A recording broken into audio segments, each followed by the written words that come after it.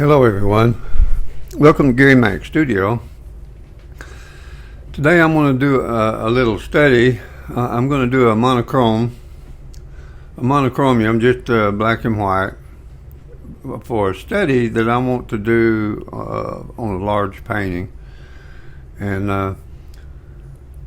I had some pictures of some mountains, and it was kind of cloudy, and the sun was peeking through the clouds and shining down on this lake. And this is just from memory, and I'm making up some stuff as I go on this. And I'm adding in here and there things that might enhance this painting. And these are acrylics. So what you see right now is I'm just getting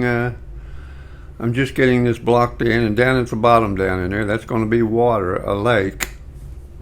And the sun is going to peek through these clouds and glisten down on that water and leave bright spots. And right on that left side and along the horizon back in there, I'm going to put some mountains way back in the background. But I'm just doing this drawing just in black and white acrylic paint, and it's about a 30 minute drawing, and I've got it sped up a little bit, so it shouldn't take over 15-20 minutes to get this on YouTube as I sped it up. And right there, I'm just trying to get a composition together, and what you see is I'll build on top of this. And this is what I like about acrylics; they dry so fast that I don't. Unlike oils, I can get this on there, and then 5 minutes later I can paint over it because it's already dry enough to do some glazing or layering. And with acrylics, it's really all about layering. And there you can blend them, but you have to work really fast while they're still wet. You can blend them just like you would oils, except you got to go a lot faster. And most of the time, I prefer to let the paints cure and dry a little bit. And right here, I'm going to have some glow on that water. From the sun peeking through those clouds up above, and getting these clouds in, it's just a matter of smudging paint around. And like I say, this is all underpainting right now, and then I'll start putting some detail in here in a little bit, where we start getting these clouds painted in. And right now I'm just whenever you do something like this, whenever you smudge this paint on there, don't really have anything. I really don't have anything in my mind of exactly where I'm going to put all the highlights and the clouds, because usually I'll let this underpainting dictate where I'm going to put my highlight. And just smearing this paint on there, it'll dictate where I want to put my highlights. So I just follow the contours of this underpainting, and this is just made up in my head and from memory of a place that we visited. I don't remember exactly where it was. It might have been in Grand Tetons. I don't remember. But I do remember the image in my mind, and I'm sure I have a photograph of it somewhere. But I've got so many thousands of photographs of mountains and places that we visited and been. It'd take me forever to go through them and find it, but if I could even find it. So I'm not going to take the time. I'm just going to do this kind of from memory, and of the lake, and then the sun shining down through those. It was a dark. Actually, it wasn't this dark, but there was some clouds around, and there was some sun peeking through the breaks in the clouds. But this is going to be kind of on the extremity of that, and I'm going to really, I'm really going to enhance those sun rays coming through those clouds and shining down on this lake. And hopefully it'll turn out. And the reason I got that tape kind of on an angle there is you'll see when I pull it off, I'll have that bright spot over there. It'll level it out where it's not on an angle like that. And then over there to the right, that's all going to be so dark that you're really not going to distinguish the horizon from the cloud. Because this is it's not a nighttime, it's not a nocturnal, but it's a very overcast, thunderous, stormy setting. I hope that's my intent, and that's what I'm going to try and depict on this little painting. It's a small canvas.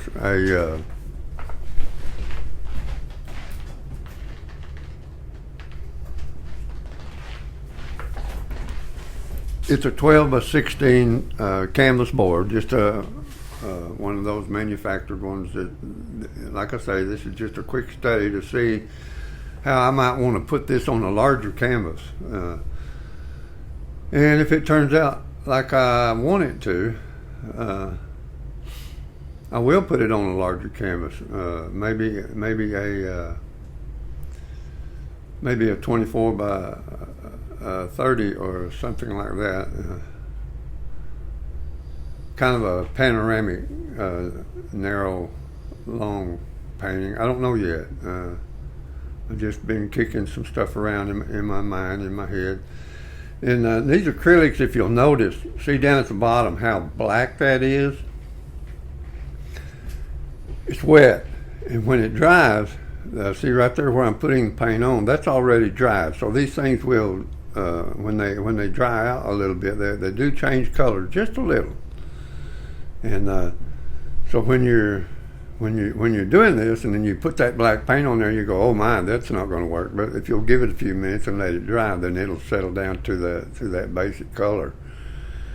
So these are just some of the things that you trial and error that you have to learn when you're using acrylics or oils or watercolors. All of these are issues that you have to learn as you go along. And the only way you can learn is just to grab it and brush and just do it and experiment. Because you see right there how dark that is. Now you watch in a few minutes when this dries out something, it'll lighten up and be the same color as what's already up there. And if you'll notice down in the bottom down in there where I painted in those dark colors, it's already lightening up. Now then, here's the beauty of this, and it's just like with oil painting. Oil paintings, when they dry, they will not be shiny like they are when you first put them on there. They will have a dull color, and that's when you put a varnish on there, then it brings all that color back out. Well, it's the same way with acrylics. Whenever I put my a varnish on this thing, it will.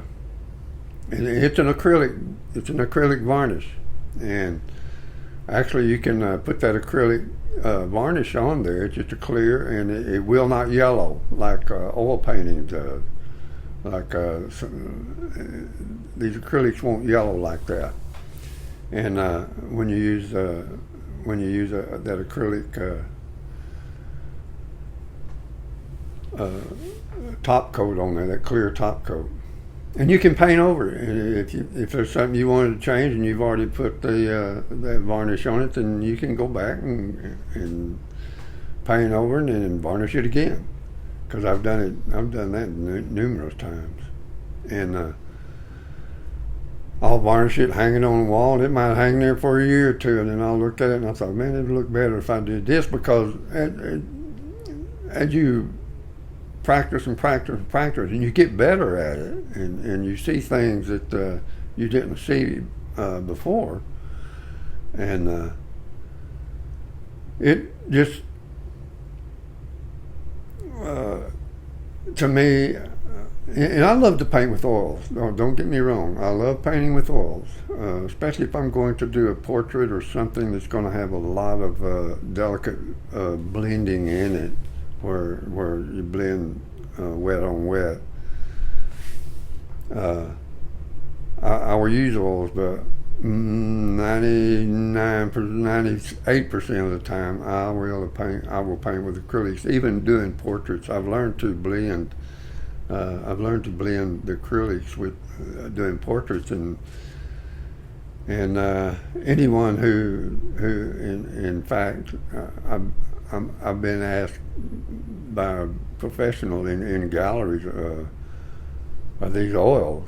And are they oils? And I go, no, acrylics, and they really can't tell the difference on the finished product. So if you see right here, I started pulling some of these sun rays down from those clouds and shining down on that lake to give that lake a glow, sheen on the water, and hopefully I'll be able to get that to look like I want it to, and had a little too much water on the brush right there, and it kind of run down a little bit. But this is mostly a dry brush, very little paint on it, and I'm just smudging it around, and this is glazing over what's there, and layering, just putting layer upon layer. And this is to me, this is the beauty of acrylics. Now then, you see over there on the right where I had painted that water down in there, and it was real black when I put it on there. So you look at it now, it's all changed to the same color as the rest of it after it dries. And so I'm going to get these sun rays in, and I'm going to get some clouds in, and put some highlights in around those clouds, and put some detail in around those clouds where that sun is peeking through, and it's such a fun thing.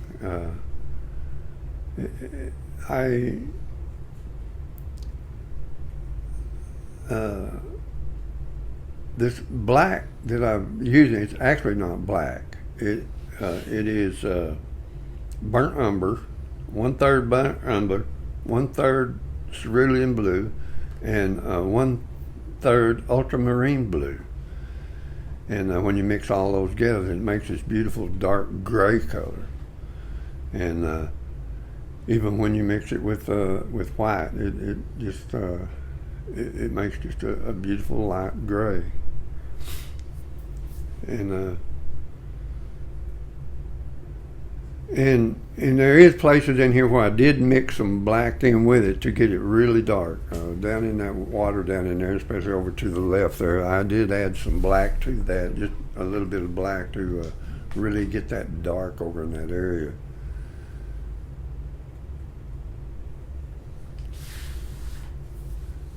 So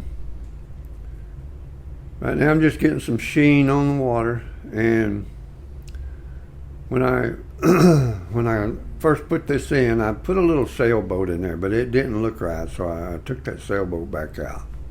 I didn't like it, and then I added some mountains back in the horizon, back in there, way back in there, and put a little sunshine up on the cap. The tops of those mountains, maybe a little snow, maybe just some sun glistening on the top of those mountains. And you can see there where I started adding in some highlights around those clouds to get them to stand out a little bit. And right here, I changed the composition just a little bit. I would put some stuff in, and I'd go back and look at it and stand off and look at it for a little bit, and then I'd come back and change some more. And you'll see here in just a little bit some of the changes that I made in the composition, and it enhanced it quite a bit, I think. But you can see those sun rays where it's glistening down on that water there in that one spot. So here I started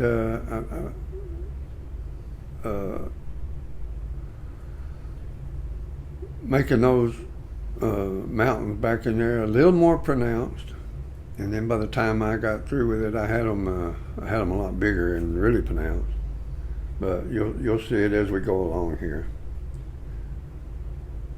And as some of you seen in another video, I picked up my guitar a couple of days ago, and I hadn't played my guitar in a couple of years, and I used to play a lot. And so I'm just going to put a little bit of that background music in here. I'm running out of things to say until I see right here. I started putting in this sailboat, and I was trying to get the image to look really expanding, a big open, a big open scene. And I made the boat small just to get it to look immense, to get that lake and the sun and the clouds. I wanted it to look big, immense. But as I looked at it for a little, I didn't like the sailboat, so I took it out. And that's when I started changing the mountains back in the horizon back in there, and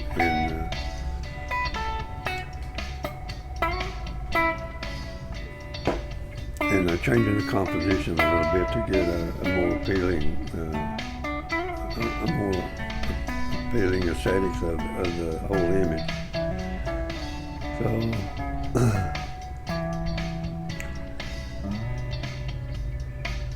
as I said, I took out the sailboat, and you'll see coming up here, and as usual, I forgot to turn the camera on, and I didn't record everything that I put in here in these last few minutes of this, but here you'll see coming up here in just a minute what I did to it. So I took out the sailboat, and I added some mountains back over in the horizon, and got some more of the mountains kind of up closer there on the left. And I'm going to do this in a large, like I said, I'm going to do this in a larger painting, whether I do it in a monochrome or I think I'll probably do this one in color. Because this was just a quick short study. It only took me about 30-45 minutes to draw this picture with these acrylics. And I kind of zoomed in a little bit so you can kind of see how I constructed this and put in highlights around the clouds. And as I said, if you'll look around in there, you'll see some of the places in there, the little dark areas and little bright. And I just took a white paint and put a liner around the edges of those clouds or whatever that might be, and to enhance where they look like the sun is just shining on them. So anyway, guys, hey, y'all subscribe to Gary Mac Studio, and y'all can watch the tutorial for the finished painting on this thing coming up here, and I'll do it in the next. I'll do it in the next few days. I've got to make stretcher bars and canvas for it. So y'all subscribe, hit the likes button, and hey, y'all follow through and watch, and we'll catch you on for the giveaway. I love y'all. Bye-bye.